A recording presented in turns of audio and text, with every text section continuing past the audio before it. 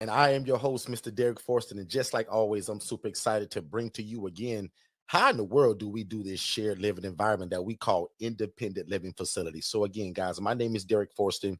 I'm super excited that you're here. I'm the owner and operator of Second Chance Housing, but I'm also the founder and thought leader of Forston Consultants. And that's where me and my family go all over the world, including every Monday and Tuesday at 6 p.m. right here on YouTube, where we show you guys how to start your own housing program. So if you've ever imagined starting a group home or an ALF and it took too much of licensures and too much of permission from your state and have to jump through all of these hula hoops, we want to show you guys the cheat code of how to start your own housing program, which we call independent living facilities, right? And again, that's an environment where adults are able to live and thrive without the need for staff and or medical oversight. So I want to answer a bunch of questions today. I love it. I love it. That was a lot to say. I love it. And we're going to keep it going because here's a question for Ms. D. They're asking, can you name 3 different services that can possibly be offered to one of my ILF clients? And this came from Mr. Curry, K. Curry. Yes. So, Ms. D? Yes. So one of the most important thing is assistance with maintaining their public assistance benefits and or their income. We can also assist with mentoring and peer support groups to help get their social skills, get their involvement in the community, keep them active in the community. And we can also, like I mentioned earlier, transportation is a really big issue. We can also assist with even sometimes adaptive mobility, but working their way through either Medicaid, discounted transportation, as well as walking them through the process of obtaining their own driver's license. Some people haven't even had their learner's permit yet. So I have clients that right now she's 35, never had a permit, doesn't have a license. So that's one of the things we're working on is getting the DMV packet. We're making flashcards and we're studying. Okay. Somebody asked, what would you do about food if they had a client that couldn't kind of get their own food or had no EBT card? Absolutely. We have a ton of resources for local food and pantries. And sometimes we can even assist with picking up the food for that client, depending on the area. Or we could also look into food pantries that offer delivery. Sometimes if they also have Medicaid, they're able to get meal delivery offered through their insurance company. So many different avenues. Can I do something? I want to, so prime example, I love this. Desiree, I'm actually going to, from my cell phone, send you a message because I do have a client. Let's do a walkthrough of my client that I'm getting ready to refer to you. I texted the son again today. I need that number, right? So that we can get this ball rolling. So I have a lady in her mid 60s. She does have the necessary Medicaid. Currently, her history is prior substance abuse, been clean now for several years. Living off of SSI, very limited, very small income. Not a lot of family support, I would say. There is family that is supporting, but it's a lot. It's stretching them and wearing them thin. Some of the things that I see this resident needs is going to be, again, food.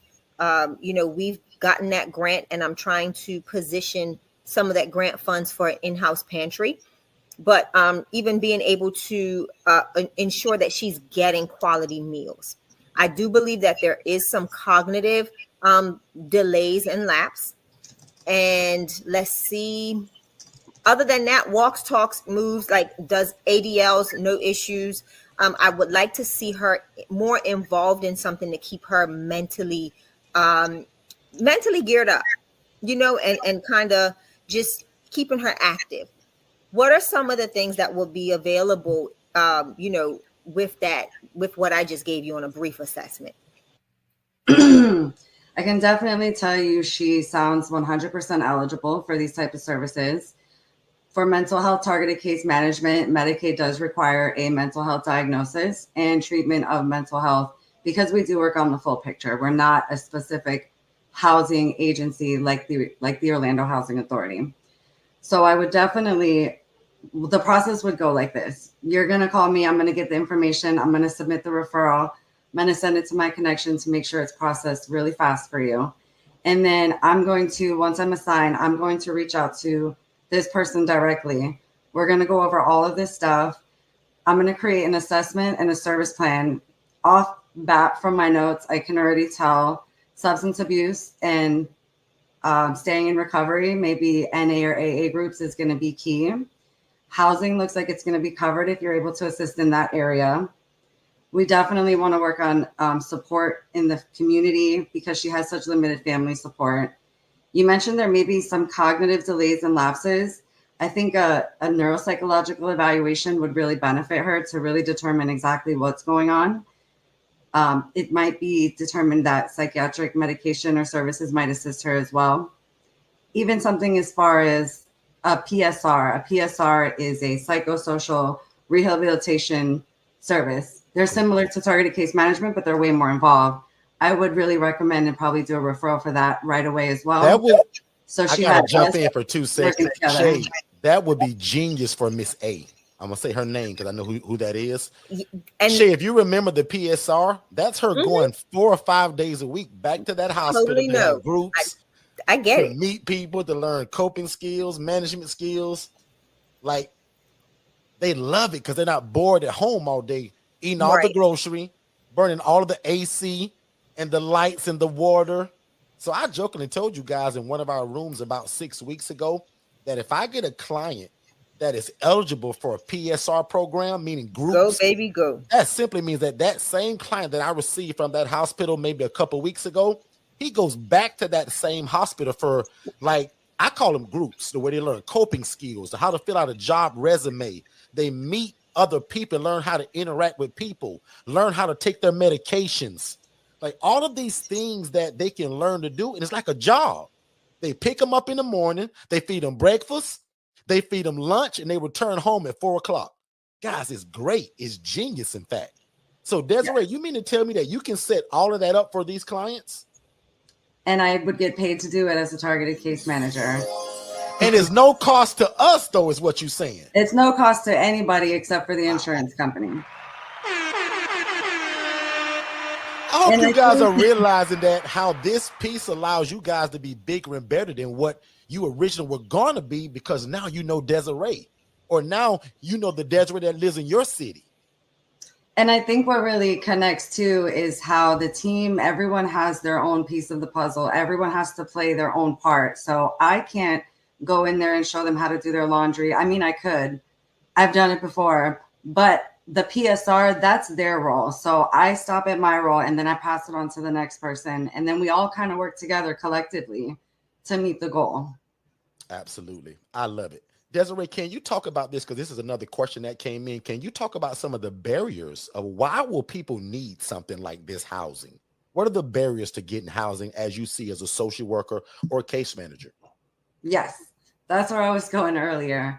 Income is one of the major barriers, especially our Social Security clients. They don't make 2.5, 3.5 times the rent to afford that. So the ILF model does not require you to meet those standards that regular apartments meet. In addition, background criminal checks and credit history is huge with my clients. Some of them don't have established credit or it's very poor. And that's really hard because credit is everything, especially with apartments. Sometimes it could be even 620, depending on the apartment, or a really, really, really large deposit. So the ILF model takes away all those barriers up front. And that's what's really amazing, because that's, what people who have maybe a criminal history from a really long time ago, they could be automatically disqualified from shelter, appropriate shelter, safe shelter. And so the ILF model really eliminates that by having that assessment and really being able to provide housing under a shared living environment. So watch this. Costs. So watch this, right? And I love that. I teach my people that they're not running a shelter, meaning I don't want these folks housing people for free. So the calls that you guys get that will be channeled through you, do they have an income? If so, talk about it. If not, talk about it. A lot of people, they do have income, but it's not from employment. It's majority from Social Security, SSDI.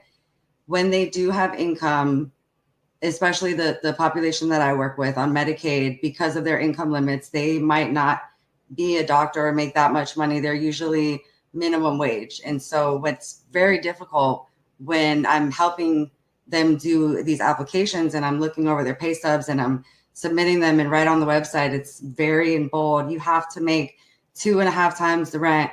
And I'm not good at math, so I'm like pulling up my calculator and doing the calculations, and it's difficult because they don't make that much. And even though they work 40 hours a week and maybe they have 2 jobs, they still can't meet that. They can afford to pay the rent, but they can't afford to meet that standard. Somebody put a post out the other day that they're changing that in some different cities and states. I saw that. You all have heard of that. Can you put that in the chat, where that's going to be against the law to try to charge somebody 3 times the regular rental rate? I did see that. Yeah. Now, where is that located? Is that in like specific states and cities, or do we have any details on that from anybody here or in the chat? I would love to know a little bit about that if you guys have that. And also, guys, please take advantage of why Miss Desiree is here. Thank y'all for all of the questions that has come in already. I got about 5 more geared up, but I'm not sure how long we have her for. So let's bombard her with questions while she's here. Now, Desiree, you're so kind and so nice to us that you've offered this pretty much to all of us. But for sure, if you guys can hear me right now, if you are an ILF Mastery Blueprint member, if you are under our coaching, you are absolutely going to be a part of this. Desiree, you and I will talk about how far we allow other people from the outside to use your service. But I'm telling you right now, anybody that's under our coaching, under the IMB, the DIY, the ICC, or if you're an old past platinum member, and that means years ago, you guys all fall under this. Desiree is now family to us. Okay. And anybody that came to the conference, you met Desiree and Maggie, right? So they do their things together sometimes and sometimes separate. They're both family. Tonight you get Desiree. So again, if you are under our coaching, Angela, Joanne, Tiffany, I see a bunch of y'all in here. Katara, let me see who else is in here. Harry, Samira, Miss Tia, Troy. I see a lot of my family in here. You guys that are getting the coaching, you guys are absolutely going to be a part of it, because if you understand what Desiree is telling you, she can be the third party to everything else you need other than the housing. I teach you guys, and if you're new to us, watch this. We teach something that's called independent living facilities. In fact, we trademarked it. If you go look it up right now, you will see my name and my wife's name. We own it. Independent living facility means an environment where adults are able to live and thrive without the need for staff and or medical oversight. Miss Desiree, and also from the company that she's from, and I mess the name up all the time, Chrysalis or Chrysalis? Chrysalis Health Center. Chrysalis Health Center, they are the cheat code to what you guys are trying to be. I'm going to teach you guys how to master the housing and let Desiree and her company be the third party to all of that other stuff that you're not supposed to be doing. The day that we met Miss D, I knew right away that my program just got 10 times better, just like that. See what I mean by when I tell you guys sometimes it's not always about the real estate, it's about the relationship. Because the relationship with Miss Desiree right now today is more important than the real estate that I'll get because of what they offer. And again, lucky for you all, no cost to you. So how great is it now that I can list all of these extra things on my website and talk about all the extra things that I do? I told you guys 20 minutes ago that my virtual assistant, Jess, makes sure that Shay and I are in somebody's hospital 3 or 4 times a week, explaining who we are and what we do. And usually I talk about housing. We just provide housing. But now, because of this relationship, we provide Meals on Wheels. We provide therapy. We provide extracurricular activities. We provide PSR, psychosocial rehabilitation. You should write that down, actually. We provide a lot of stuff now, but it's third party because of relationship. How great is that, ladies and gentlemen? So again, I'm going to go to the chat real quick. I got some questions in here that I want to actually bring back up. But even before we do that, let's take a quick commercial break. Let me pay some bills, guys, and we'll be right back. Hey, what's going on, family? I hope you guys are enjoying this information. But just in case if you was wondering, how could you get more one-on-one coaching just like this? First of all, you can ask just by typing it in the chat, or you can visit forstonconsultants.com/IMB. Again, the IMB stands for ILF Mastery Blueprint. So again, if you want one-on-one coaching, let us know. This is exactly what we do. And again, don't spend all your time in this room today without asking questions. As you see, we're giving out a lot of great information. So make sure you ask your questions just to make sure that you fully understand it. And then also don't forget, we give you guys a free strategy call. So we want you to watch our webinar. That's it. Also at forstonconsultants.com/webinars, but also soak up a lot of this information that we're giving you guys on YouTube, and then schedule a free strategy call so that we can get on the phone to talk about how fast can we get you started. Let's get back to the show. All right, let's do it. Again, thank y'all so much for being here. We super appreciate it. Y'all could have been anywhere else, but y'all chose to be here. So we appreciate that. We also want to make sure that everybody understands how to get the first step to getting on the phone with us, also for free. If you guys watch our webinar and you can text the phrase more info to 407-326-0086. I just put it in the chat. If you text the phrase more info, MOREINFO to 407-326-0086, my team will immediately send you both of the webinars that we want you to watch. As soon as you watch those webinars, my team can actually track it and see how much you watched of it. So I'll give y'all the cheat code. If you watch at least 40% of it, they're going to schedule you a call with me. If it's under 40%, it just falls to the wayside. So watch that webinar with your family, your friends, your church, your bishop, your business partner, and let's get on the phone to talk about how can we get you started and hooked up with Desiree. Because remember, the HRA is a housing referral agency. Her job is to fill your empty beds. I teach you guys the HRA model all the time. Desiree now is known as HRA on steroids, because most people that give you a referral, they're done with you once they give the referral. Desiree can give the aftercare. And to me, guys, that's the cheat code to all of this. It's the aftercare. Once Desiree gives me the client, Joshua James, whatever Joshua needs now, hey, Miss D, didn't you say that when you give me this guy James that you can get him Meals on Wheels?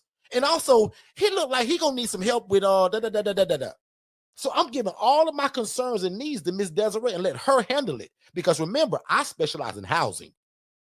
I teach you guys how to start a shared housing model, which is a shared living environment that doesn't require a license and you don't have to own the property. And the reason for that is because we serve people that are independent. They don't need medication reminders. They don't need to be bathed, because Desiree's not coming to bathe anybody, guys. They still need to be independent. It's just all of these other services that can make them better as a person. Desiree can offer that, guys, at no charge to you. So to me, Desiree makes all of you guys look better in the other people's eyes that will be judging you by the way you're housing people. I'm telling y'all, Desiree is the cheat code to y'all life today and to y'all independent living facility. Ms. D, back on you. Ms. D, I got another question that just came in, and it says, can Desiree's program assist senior couples in addition to just the seniors that are single? Couple, single, as long as they're senior, we can assist. And what do you call a senior? How old is a senior, 45 or 65? You know, that's a great question. I don't know if I can answer that fully, but I would think any age where they would be in need of an ALF, a memory care, if they're at that age where they need that service, then definitely. Okay. Somebody's asking this question. They move in a client tomorrow. They do an assessment kind of like they did before, but now how do they make this start? Do they call you? Do they email you? Is there a form? Talk about how does it get started?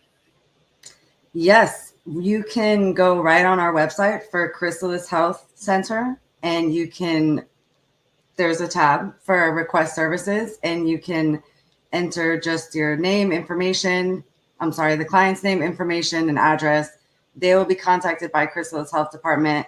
At that time, they will gather the Medicaid and the eligibility information. So just a simple online form for that. For senior facility finders on the website, Senior Facility Finders, you can also find my information on there, as well as other reps in Florida and our other locations. Okay. And if it's anything that you can put in the chat, well, actually, you know what? No, we'll hold that for now. Because I want to make sure that I cater this to our folks first, the people that move at the speed of instruction that already have the coaching. and then we'll also talk about how we can serve some other folks as well. Miss Shay, you still there with us? Can you update everybody really quick, Shay, again? We're going to pretend that everybody missed it. Can you update them on the grant that you received for the great work that you're doing in the community when it comes to shared housing? Yeah, absolutely. So First Horizons Bank here in, it's a national bank, they do their annual giving campaign. This year was a little bit different. This is their 160th year anniversary. So what they've done is they allocated $1.6 million to split across to go between 160 nonprofit organizations for their grants for good this year. Out of those, literally 3,500 plus individuals applied for these grants, wrote their vision, pretty much said how they're going to allocate these funds. And when that was done, they only chose the 160. Glory be to God, we were one of them that were chosen. So again, as always, I thank First Horizons Bank and everybody associated with that great organization for allowing the Angela Denise Foundation to be a part of their initiative. And in turn, helping us, grow, develop, and expand our initiative to helping the homeless and the displaced here in Orlando. With that being said, this is literally, Derrick, this is exactly what my grant is written for. It's to help kind of reposition the ladies that I bring into the home by providing them with things like meals. Having, like I said earlier, having an internal food pantry to where I'm going to go and buy a whole bunch of different things that are very expensive right now, that we don't want to keep putting the strain on the fixed incomes that are in the house, right? So if I can send, order cases of chicken, order fish, order these things and have them stockpiled in the freezer in the house to help them sustain, this is a part of that grant. Another thing is to also help to supplement rental income for those that are truly in need. Prime example, I got a phone call just the other day, and this is something that I'm going to be meeting with the board because it's kind of outside of our scope, but really inside of our scope, a whole bunch of different aspects and situations that have come up. And the goal now, because we have received grant funding, we have to allocate those funds for those things, right? So before, you hear Derrick and I always talk about no women and children, no this, no that. Well, because we've now started acquiring those grant funds, we now have to make sure that we're operating in alignment with the actual allocation of those funds and how they're being used. So got a call, woman with the child's over the age, the child is in their teens. How do we now navigate that? I do have bed availability, and now I do have funding. So now we've got to look at how do we strategically plan and process this. Unfortunately, the funds have to be used internally, right? So I can't pay Derrick to house this resident. I have to allocate those funds and show how I'm utilizing those funds to kind of, supplement their income, the rental income for this potential resident. So again, it's just really knowing how to navigate the space of the grant, utilizing the grant, and how it's now going to start expanding what the Angela Denise Foundation is doing because of the way the funds are allocated. So as I continue to keep getting grants, Desiree, we're going to have lots of conversations because there are a lot of nuances in regards to how we are writing our programs. So our programs will evolve as the grant funding keeps evolving and as relationships such as these keep evolving. So remember when I tell you before about having relationships and partnerships, this is one of them. I can now write a grant that can benefit Chrysalis Health, because if they say, okay, how do you plan on budgeting out this particular program? If I know that Chrysalis is going to need $5,000 for a year's worth of counseling sessions, right? That's the out-of-pocket expense for a year for maybe 2 residents. I'm just throwing numbers out. I now build that grant. I now write that grant, and in my budget, Chrysalis is a part of that budget, and those funds are allocated to Chrysalis, to where now my residents no longer have to come out of pocket to cover those expenses. So those are the biggest, that's the most important thing about grants and relationships, is being able to again, pull everybody in and play a role in the funding. Yes, I'm 501c3. I can get the funding, but if I write my program out appropriately, for-profits can even obtain a income based on the way I wrote my grant.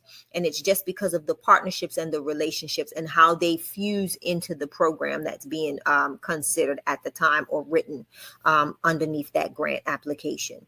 So that's literally it. So that $10,000 that came in, Derrick, is now I have to meet with my board. The funds they're in the account. Everybody saw. I got a question before you get there though. Who found and applied for the grant? My VA did. What's and a Derrick, VA? give me 2 seconds because this is an AC issue at the house that I need to deal with. You go ahead. And the call's coming through. Real world issues, ladies and gentlemen. Hey, why does the summertime pick the best time for the AC to act up a little bit, right? Anyway, so let's jump back into it. Shay's going to handle that call real quick. And what I'm going to do is I'm actually going to play something that I want Desiree to see, and then Desiree and I are going to talk about it as soon as it come back. I want all of you to watch this. Desiree, watch this right here, right? And as soon as it's done, you and I are going to have a discussion about it. To a 2022 report, an estimated 359 veterans across our state face homelessness. Transitions Homeless Shelter is opening a new dorm to help get some of those veterans off the streets. News 19's Becky Buds reports. 2 months ago, Navy veteran Zachariah Shaheed found himself without a place to live before Transitions Homeless Center took him in. Concrete is not somewhere anyone wants to be. Shaheed was one of the 359 veterans across South Carolina facing homelessness, according to the latest National Point-in-Time Homeless Report. I'm just thankful and grateful that I've become one that's not of that statistic now. A new dorm at Transitions aims to bring that number down in Columbia. 28 more beds, 28 more options. That's going to help put a dent in the problem. CEO Craig Curry says the program is providing 2 case managers, mental health services, food, addiction services, and more to each veteran. Each veteran will be able to stay for around 3 months. In the end, you really want to place people into permanent housing, which is the name of the game. Curry says they've already filled half the beds and expect to be at capacity soon. He adds it's being paid for under a Department of Veteran Affairs funded program. We've had. All right, so let's talk about it. Hopefully you all had a chance to see that. Desiree, I got a question for you. When we first met, and even today when you spoke to me, you stated that you deal with a lot of people that fit more the ALF model. I want to talk about how many phone calls do you get for a guy that's like that, what we just saw? He doesn't need to be in an ALF. He's well-to-do, seemingly mentally and physically. So tell us or give us a good idea. How many calls do you get, even though the majority of what you do is for the other side of what we don't do? How many times do you get a call for a guy like Shaheed? It's out of 100%, maybe 60% of the time. So you guys are getting the need even for the ILF type clients. What do you usually do? Because right now you don't have the connect other than meeting us. What do you do normally when you come across a client that doesn't need your ALF model? So it's unfortunate, but I do try and go through all my resources first, but I eventually end up having to circle back around to shelters, which are always not ideal. It is difficult too with veterans because they do have the benefits available, and once they have the benefits, it's easy, but a lot of the services provided maybe sometimes by the VA aren't up to standards. I know some of the images in that video for me wouldn't be up to standards. So okay, got it.